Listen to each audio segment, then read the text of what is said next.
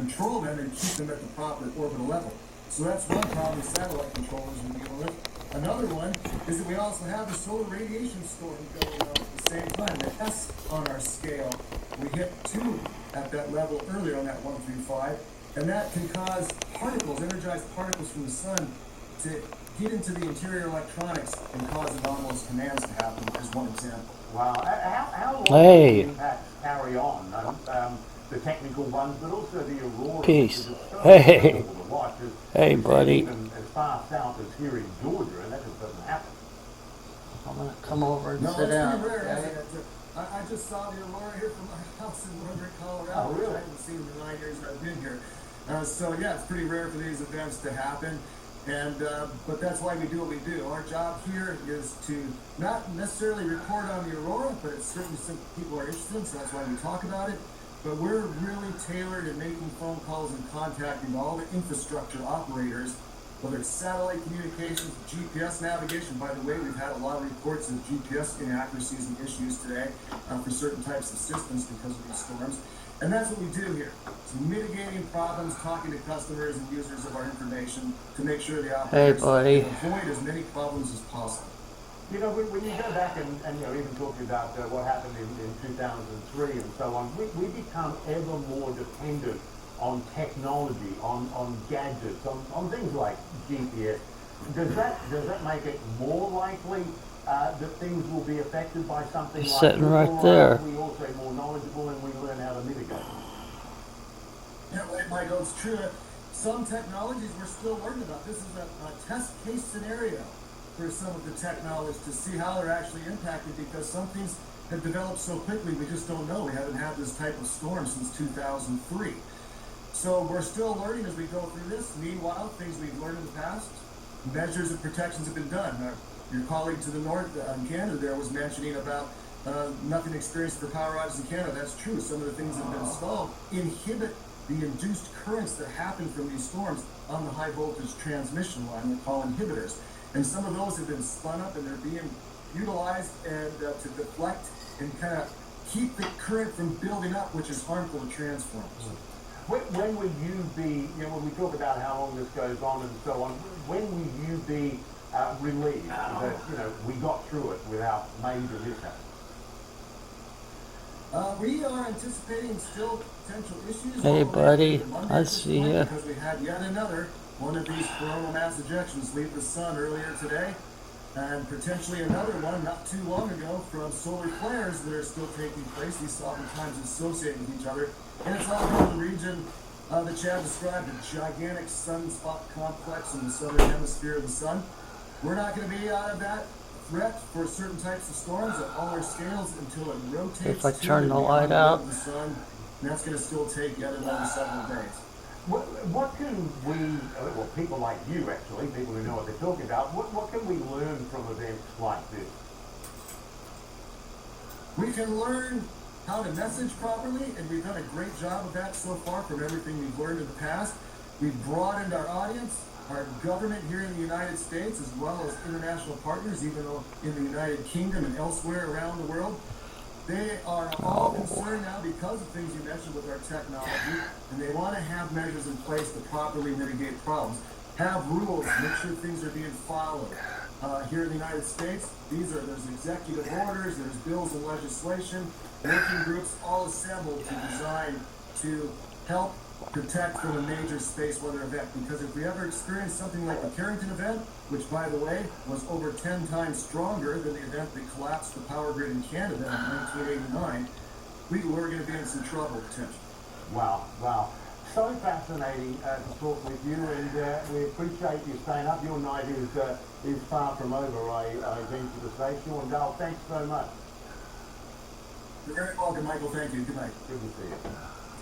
All right, quick break here on the program. When we come back, a closer look at the potential impact of this massive solar storm and what it could mean for your cell phones, those electronic devices we're all so reliant upon. We'll be right back.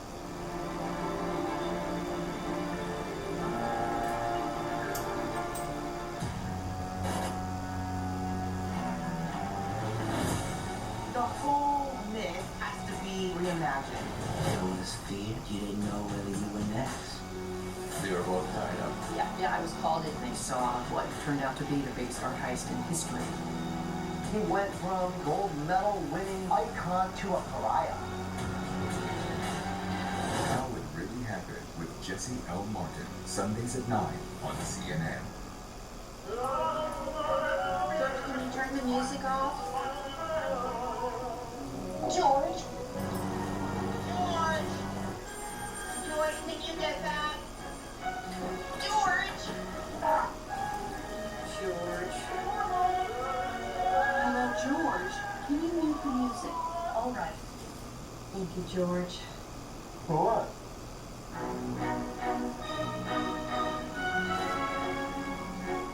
So what's the code? That's the 547. Right, well that's all working. That's really sweet. We're gonna get in a minute, okay? It's not okay. I'll call representative. Speak with a person. You're a valued customer. Representative. We can go in the window. Meanwhile, at a Verbo. When other vacation rentals leave you hanging, try one where you can reach a human in about a minute.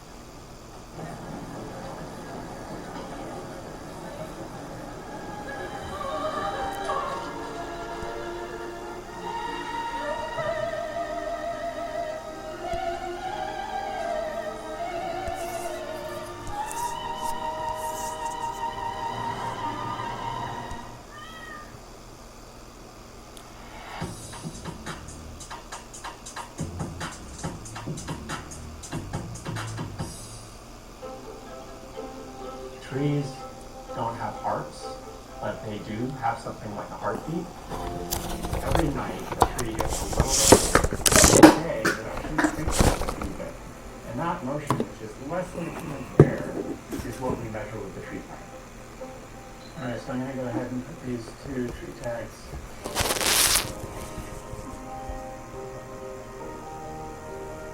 So this is row 21, tree 9. Trees are the ones that we're planting. What we plant, our mission is to help keep the world's trees healthy. Think of us as a connector for the tree universe to the cloud and AI.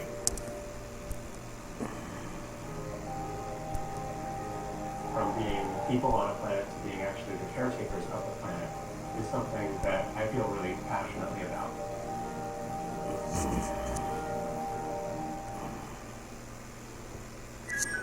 Hey, with Priceline VIP Family, you can unlock those 5 times faster. You don't even have to be an actual family. Oh, I'll be the dad. I'm the dad. Hey, physically, it's clear that I'm the dad.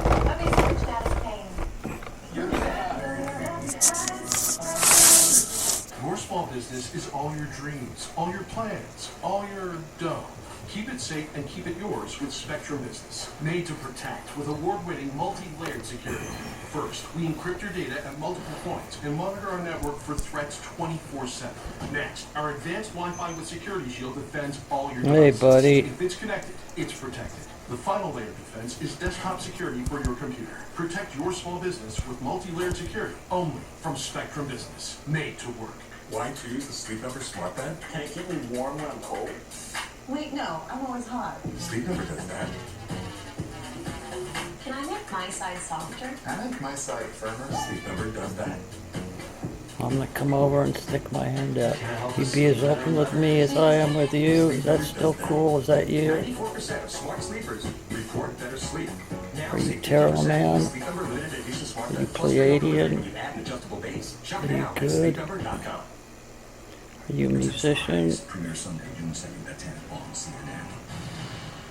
What's your name? Stunning Do you have a pictures name? of auroras created by this ongoing geomagnetic storm. I'm gonna come over and sit down. The Space Weather Prediction Center says it's been upgraded to a G5 or extreme storm, something we haven't seen in more than 20 years. This is what the northern lights looked like from Maine earlier, lighting up the sky in green and pink. It's just amazing, isn't it? Singer and actor Nick Jonas shared this photo of the lights from the set of a movie he's filming in Ireland. Now, the White House says it is keeping an eye on any possible impacts from this rare solar storm, including disruptions to communications and GPS systems. CNN's Brian Fung explains what could happen. The good news is, if you're an average cell phone user, this solar activity may not affect your devices very much.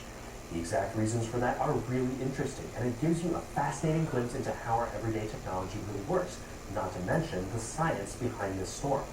As you've been hearing all day, the sun has been sending radiation toward Earth that interacts with our magnetic sphere. That's what's causing these auroras everywhere. And a byproduct of all that can be fluctuations in the upper atmosphere that scatter or even block radio transmissions in certain specific frequencies. Now, this shouldn't interfere with cellular signals because those run on different frequencies than the ones we're talking about here. Your calls and mobile data should still go through.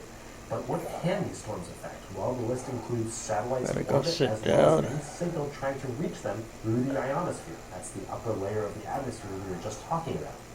So that could mean glitchy or less accurate GPS readings on ships or airplanes. But again, cell phone GPS might be less effective because phones usually rely on cell towers in addition to satellites to get a location fix.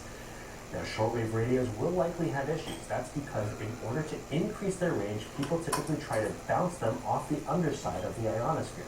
With these storms, that obviously gets a lot harder. Lots of commercial businesses and government agencies use this type of communication, and so do amateur ham radio operators. All of these users could be affected. Now, there is one way in which this storm could indirectly affect your electronic devices, and that's if the disruptions cause widespread power grid issues. Utility companies say they're monitoring the situation and are prepared, but storm watchers have upgraded this to the most intense level that exists in the U.S. government's classification system, and that could mean overloaded transformers and grid disruption. If that happens, it could cut power to cell towers, data centers, and other critical infrastructure. But then it just becomes more of a garden variety power outage problem, not really a direct issue stemming from the solar storm. And all of these providers have backup generators, so any interruptions in cell service should be limited if it happens at all. The bigger problem for most of us in that scenario will probably be how to keep our devices charged. Brian Fung, CNN, Washington. Now, in the US, the dazzling light show may be seen as far south as Alabama and California. Joining us now is CNN here in New York. I mean, it's extraordinary, Bill. I mean, this is happening, coming from 93 million miles away. When do you think we're going to have a good idea of impact, or I know you covered this, I certainly did, or whether it's going to be a Y2K in that sense of nothing happened? Much ado about nothing. Yeah. Well, the hope is that we dodge this huge cosmic bullet that's headed our way right now. The best case scenario is that the scientists at the Space Weather Prediction Center, SWPC there in Colorado, and others around the world learn on how to protect humanity for future storms going forward. Even just in the Obama administration, a generation ago, Craig Fugate, who was the head of FEMA, took over and said, what do we do if there is a G5 storm that hits the U.S.? And most people said, what is that? Well, they didn't know what space weather was just 10, 15 years ago. The field has come so far since then, but there are so many different vulnerabilities depending on whether we're in the bad place, the wrong spot at the wrong time. There are the GPS satellites that fly very high, 15,000 miles up, and they have these geosynchronized atomic clocks that are down to the billionths of a second that affect everything from airline travel to financial transactions. That could be vulnerable there as well. We talked about what happens on power grids, the alternating current that runs much of the North American grid. If it gets mixture with direct current from the sun, that could gum up the works and create a massive blackout. So far, no sign of that. So far, nothing but giddy sort of wonder at this light show in the sky in Key Largo. I mean, normally you have to, plan for a decade and go to Iceland or northern Alaska to enjoy the aurora borealis. But it just is happening everywhere because of that intense energy. We worship the sun, we need it, we lay out under it without really realizing, Michael, most times that is a thermonuclear bomb that's been going on for 4 billion years. So much energy popping off of there. And if you're just in the wrong spot at the wrong time, it can hurt.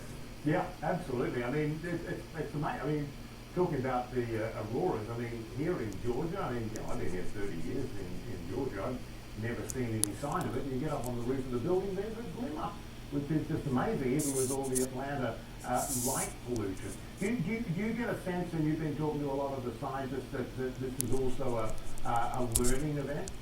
Totally, yeah. I mean, knowledge is power in these things. There's so much we don't know, and again, it's 93 million miles away, so there's a lot of margin for error when it comes to predicting when that pulse will arrive. But scientists a few years ago looked at the big events. You mentioned the Carrington event. There was another one in 1921 that electricity actually started fires at train stations in New York, and radio telegraph operators were able to unplug the batteries and just send messages through the electrified air. That's how intense that storm was. They ran models just to predict what would happen if a storm of that size hit North America with a direct hit.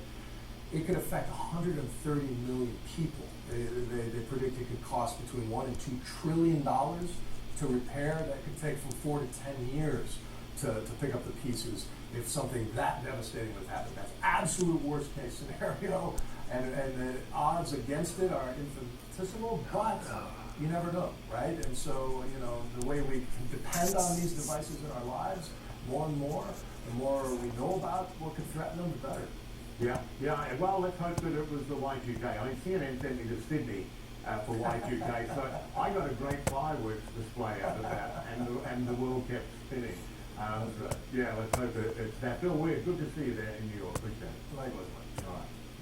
All right. Quick break. Come on. We'll come back more on the enormous solar storm as it lights up the night sky and an historic pace event. Look at that. Look at that.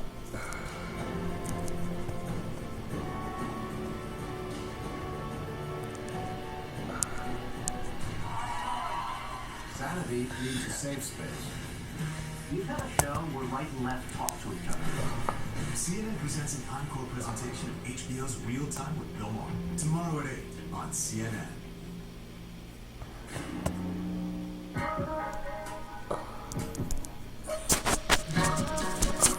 Shit.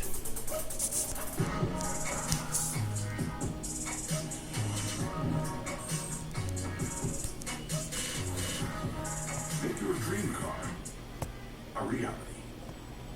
Mercedes-Benz certified pre-owned vehicles are rigorously inspected to live up to the highest of expectations. At Morgan Stanley, old school hard work meets bold new thinking. To help you see untapped possibilities and relentlessly work with you to make them real. Listen up, America. Meat has problems, and it's going to take us meat to solve it. So when the world says too much meat is bad and we should eat less of it, we say no, world. We should eat more. Because now we can turn